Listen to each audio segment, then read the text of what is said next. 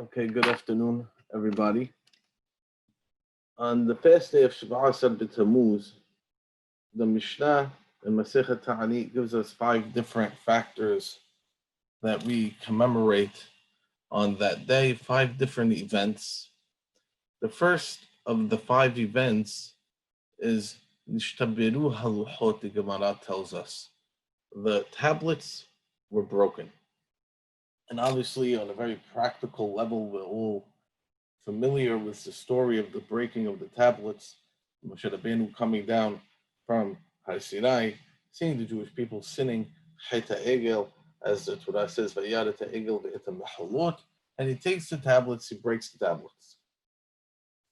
I want to focus on today a more figurative interpretation of the breaking of the tablets, what that means, and how that's something that affects us as the Jewish people even today.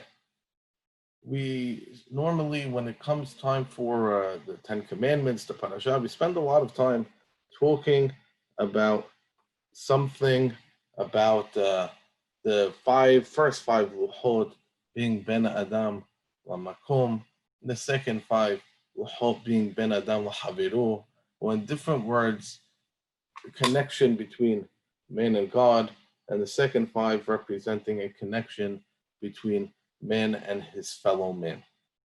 And I really deeply believe, and what we're about to say is not something that's necessarily new, but I think it's something relevant, that the breaking of the luchot, if we think about it that way, that we're talking about 5 commandments on one tablet, 5 commandments on the other tablet, reflects a breakdown of what Judaism was supposed to accomplish in the story specifically of the Egel, and also going forward. Because what Judaism was supposed to do is create a seamless balance between man's relationship with God and man's relationship with his fellow creations as well. It's a relationship that at the same time is horizontal and simultaneously vertical as well. And unfortunately, what we've seen over the generations, what the Nevi'im have been crying about for hundreds and hundreds of years, and indeed the famous prophecy of Yeshayahu about a fast day, has been the breakdown between this relationship between the Ben Adam LaHaviru and the Ben Adam LaMakom, between connecting the two in Judaism, that one that would empower somebody to treat a person properly, whereas at the same time also acknowledge his relationship with God. And what we often find ourselves reduced to often is asking ourselves the question, is this person a good person, or is this person a good Jew? As if like they're two mutually exclusive terms, that he's religious, but he's not a good person. She's a good person, but she's not religious. These are as if these are possibilities that exist within Judaism because we've broken the tablets. Our tablets are broken. We are not creating some form of symmetry between the two. We don't use them interchangeably. We don't view God in our relationships with people, and we don't view people within our relationship with God. And therein lies the tremendous problem, because if we try to actually take a moment and think about it and look at the 10 commandments, and we start asking ourselves, are these commandments between Rabbi? Let's assume the first 5 are between man and God, the second 5 are between man and man. We'll realize it's not so complicated. Because what the Torah tells us, for instance, for the mitzvah of Shabbat, is that you have to make sure that not just you are going to rest and have a Shabbat for Hashem, but additionally, Lama'an yanuach avdecha v'amatecha and shorecha v'hamorecha, right? You have to rest. Your slaves have to rest. Your animals have to rest on Shabbat. It's not, and says the Torah, you should remember Zachataki Ivid Hayita B'Mitzrayim.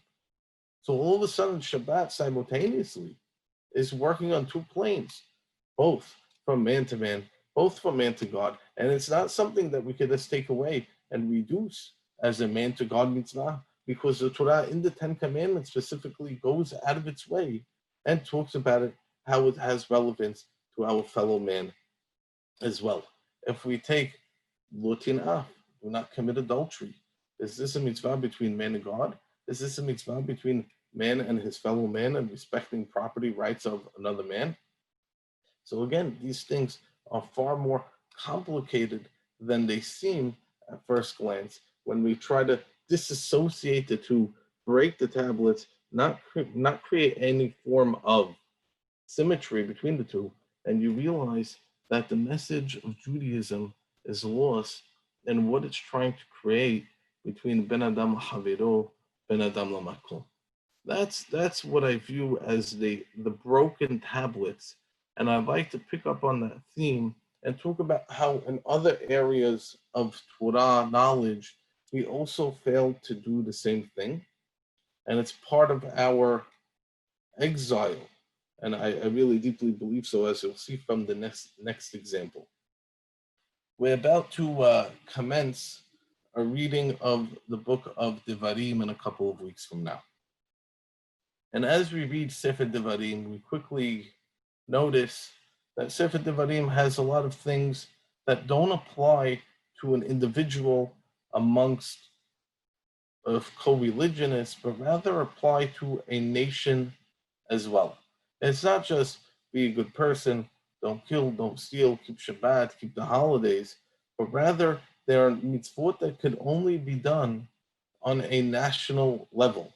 So whether it's a system of justice that the Torah is mandating, shofetim v'shoterim titim lecha bechol she'arecha, that you should place throughout all your cities on a national level, whether it's the system of leadership that the Torah talks about, som tasim alecha melech, placing upon oneself a king, the authority of the king, the authority of the Beit Din, and where the prophecy and the power of the prophet comes into play, and the Torah making a system of checks and balances between the different worlds.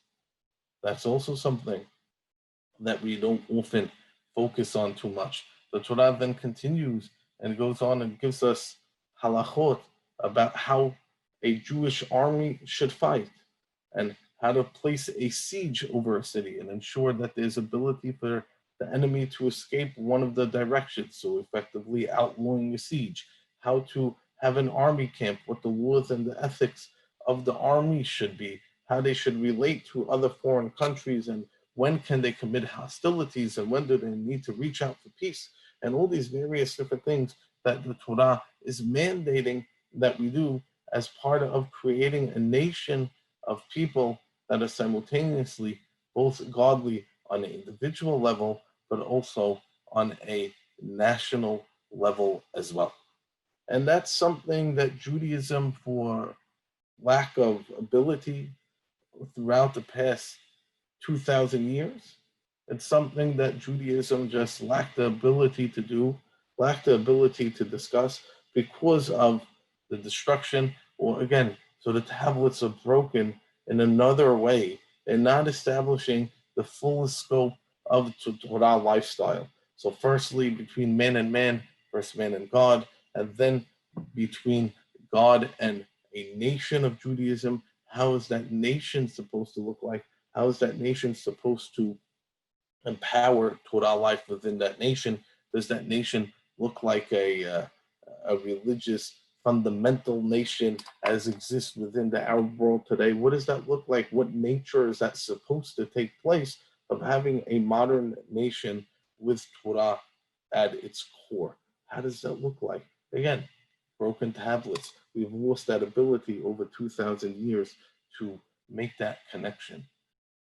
Perhaps I think one of the most important ones to me, in which we really find ourselves having these broken tablets, is the connection between knowledge and science of the world, wisdom that comes from outside, and Torah itself.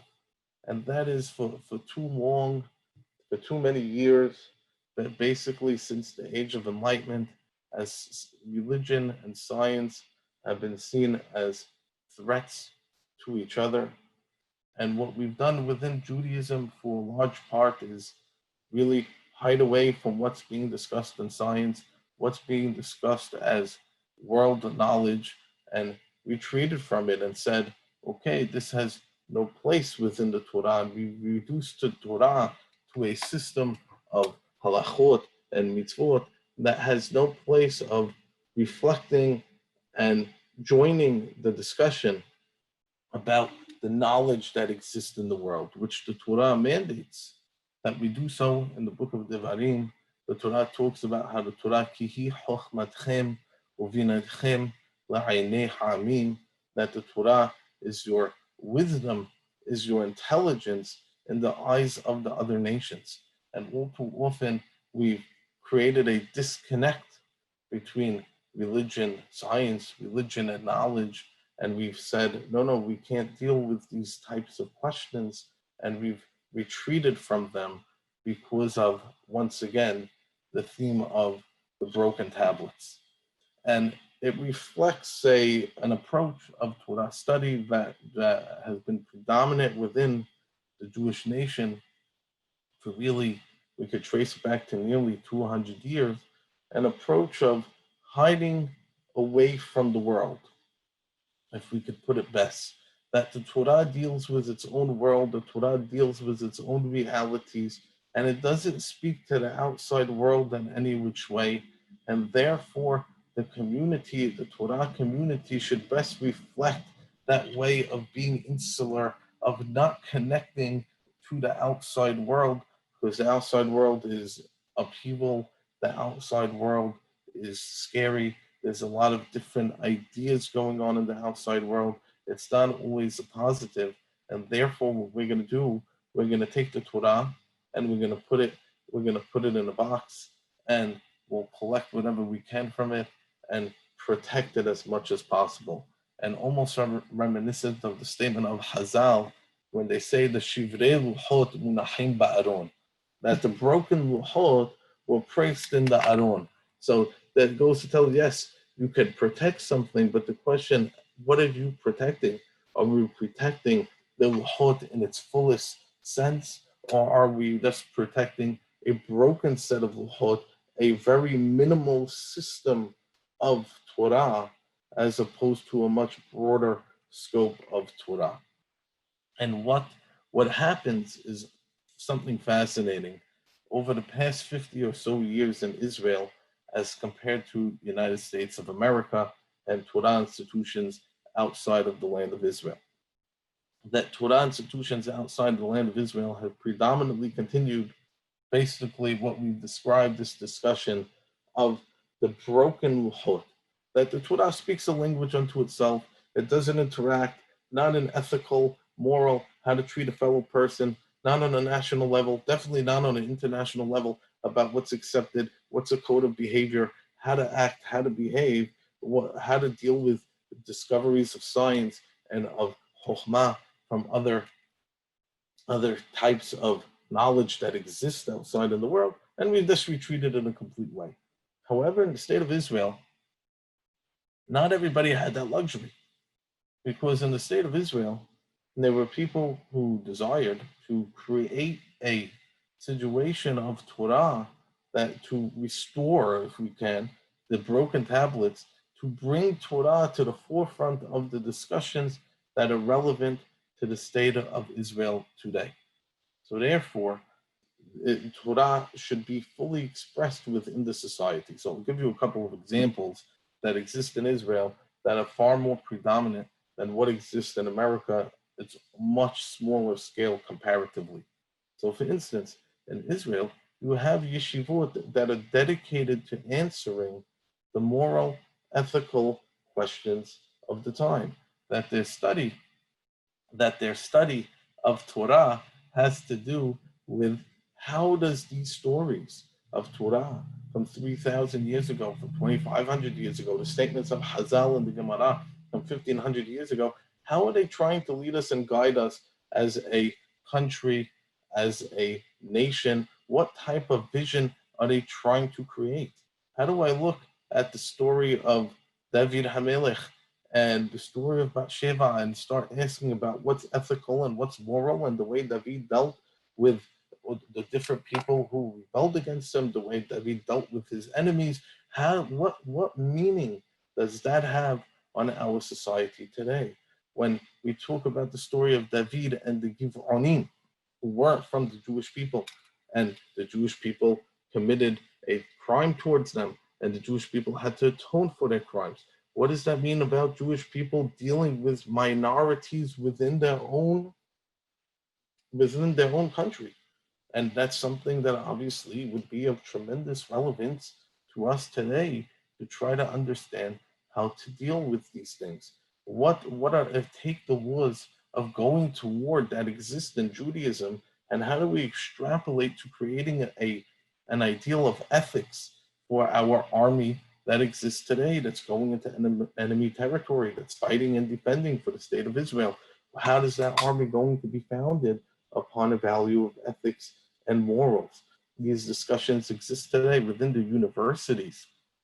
You have an overlap of people who have backgrounds from the yeshiva going to study in university, and the other way as well. People from the university coming to yeshiva, bringing forth and carrying forth different ideas and creating a Torah conversation in a greater way that allows the Torah to be relevant. And this is really where we're going, that allows the Torah to be relevant to the modern day society that exists in its time, whether it's between morals, ethics, understanding political ideals, understanding how those political ideals need to be manifest, and eventually taking in the full gamut of Torah and knowledge that exists within the world and creating a synthesis between the two.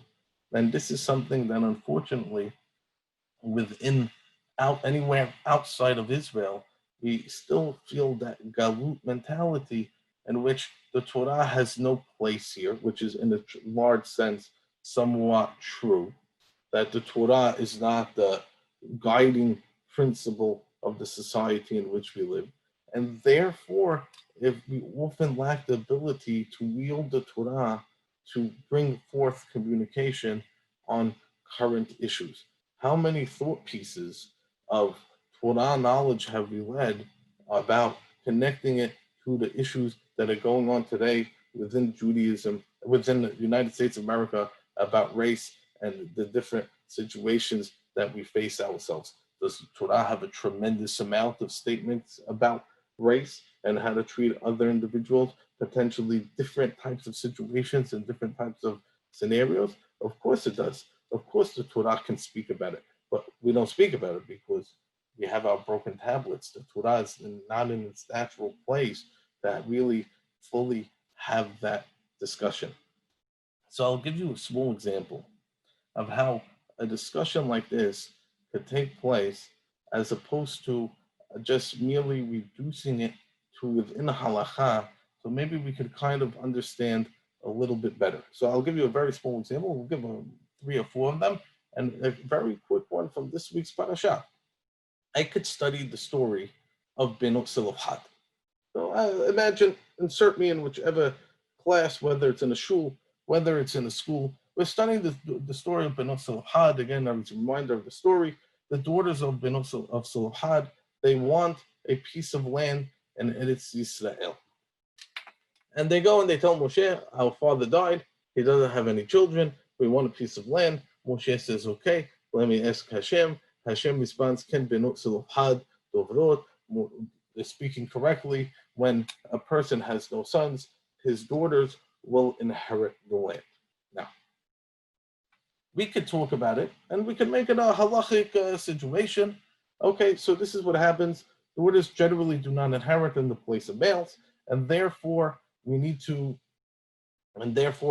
only in the situation when there are no males will females inherit. That's the laws of halacha. We can even take it one step further if we want to make it relevant somewhat to people's lives, and we can introduce a halachic discussion of how we do it today, how we give about father creates a will today, al pi halacha. Seemingly halacha would not allow a father to give anything else to his, besides to his sons. He wouldn't allow, halacha doesn't have room for a father to give anything in his will to his daughters. So we could talk about what the concept of a halachic will today, which if you ever open the Image or the community magazine and you see any of those ads for the boys, they always have the words halachic will. So make it a little bit of relevance, but again, only within a halachic frame.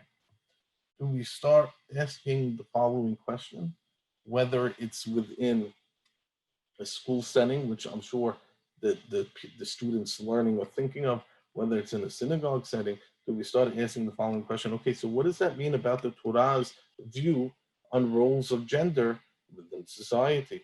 Because notice what the Torah is saying. It's not saying that females can inherit. They can, they're capable of inheriting, but simultaneously, the Torah is also saying only when there are no males to inherit, only then can females inherit it. So what does that mean about a female's role in society? Is this something that's relevant to our society today, in which we're experiencing a shift in gender roles?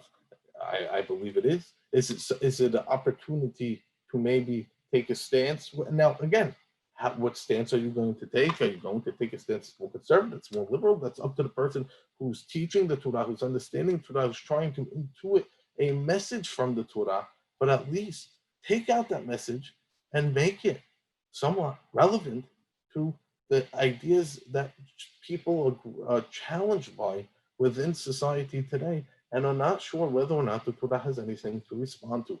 I'll give you another example from the parasha that's perhaps more relevant, and especially if you have a country like the state of Israel, it's definitely relevant.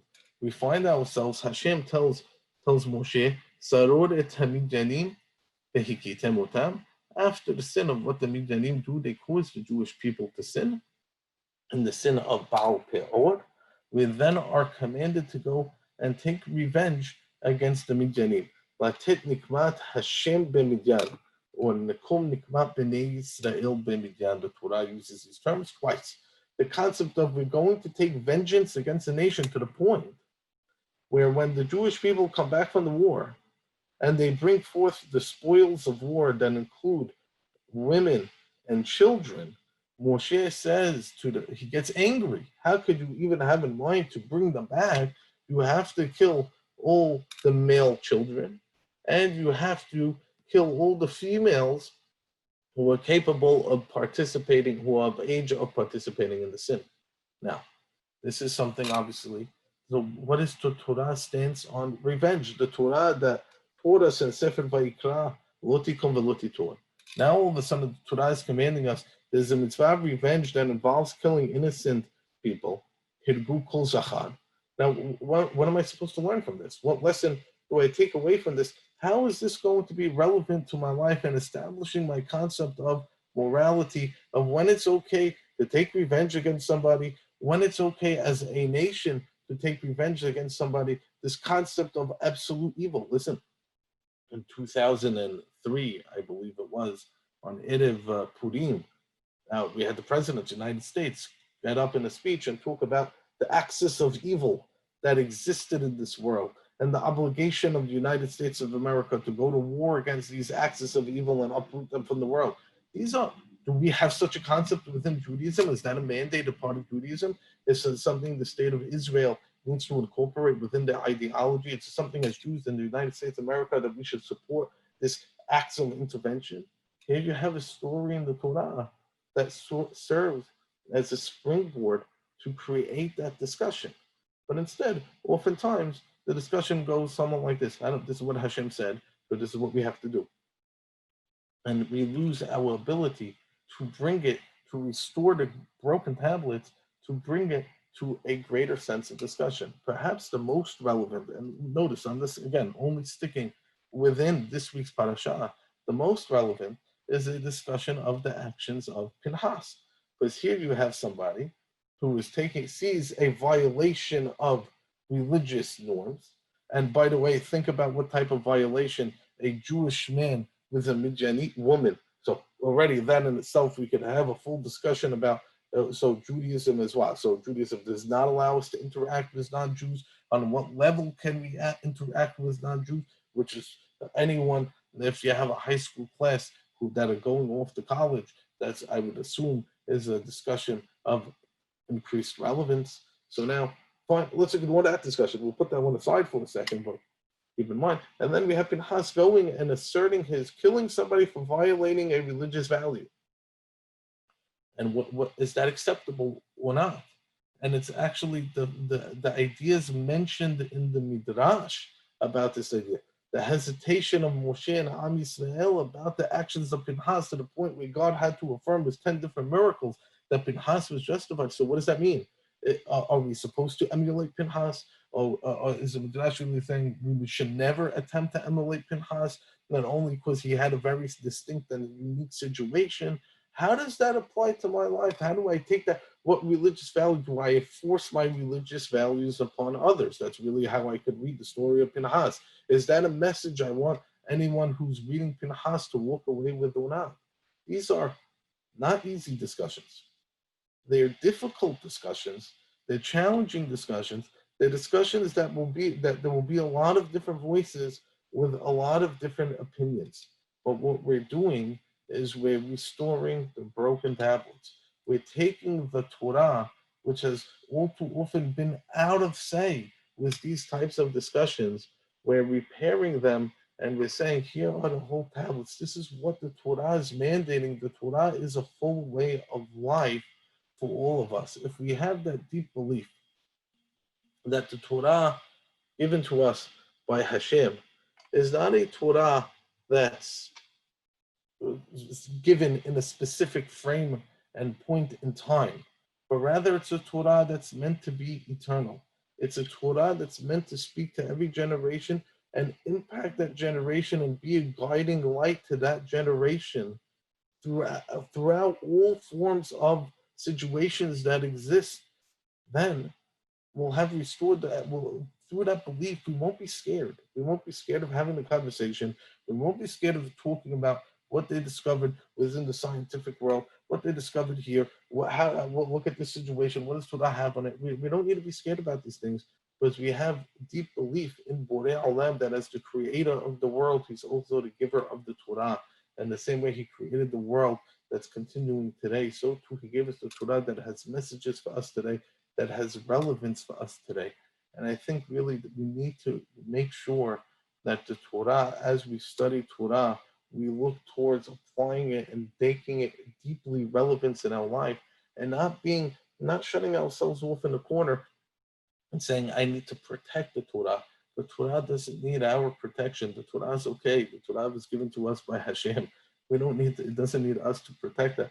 Let's look at the Torah and see what guidance it's going to offer us for the future. And hopefully if we do that, we'll have restored these broken tablets and discover the true light of the Torah and the way it wants to take us. Hopefully we'll have a meaningful fast and a good day. Thank you. Zaka Baruch. Thank you, Rabbi. Thank you, Rabbi.